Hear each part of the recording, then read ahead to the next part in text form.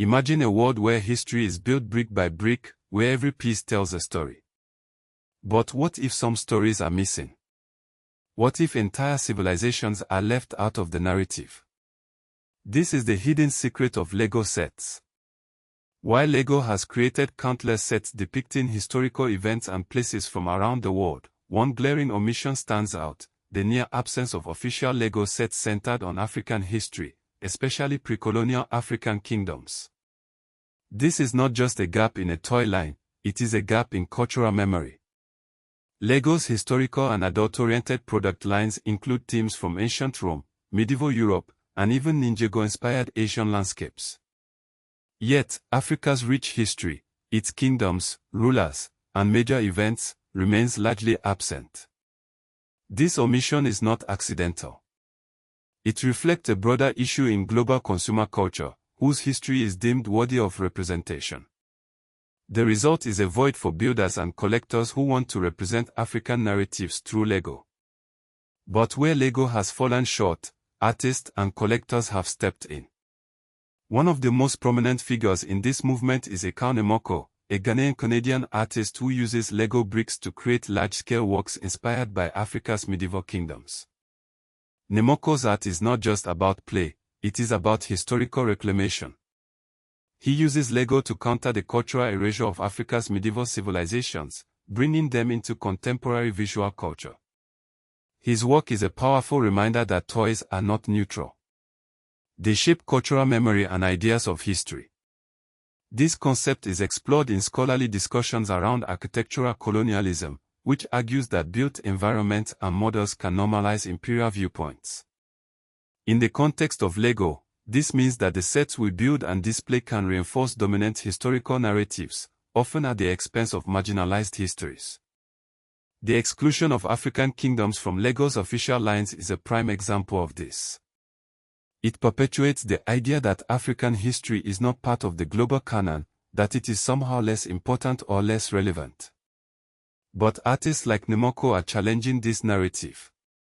They are using Lego to assert that African medieval history belongs in the contemporary visual landscape. This is not just about filling a gap in a toy line, it is about reclaiming a heritage that has been systematically erased. The impact of this movement goes beyond the art world. It affects what children and adult collectors can build, display, and normalize as world history.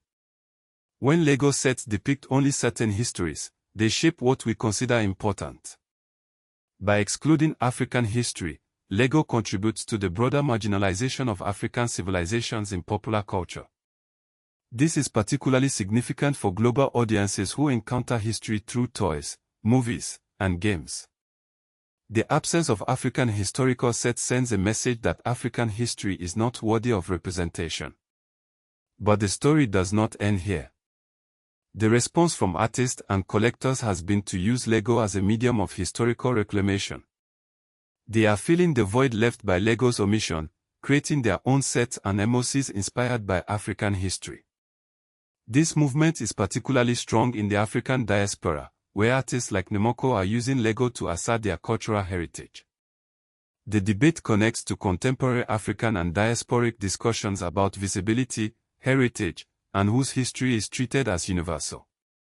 It also intersects with modern collector and fan communities that are pushing for more inclusive historical representation in toys and pop culture.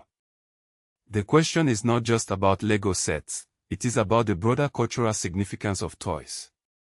Toys are not just objects of play, they are tools of cultural memory.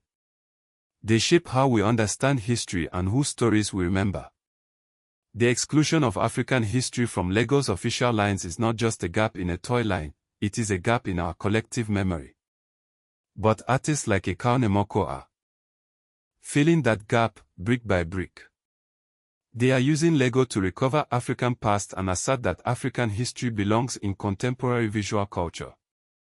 This is the hidden secret of Lego sets, not what is inside them, but what is missing. And in that absence, there is an opportunity for reclamation, for building a more inclusive history, one brick at a time.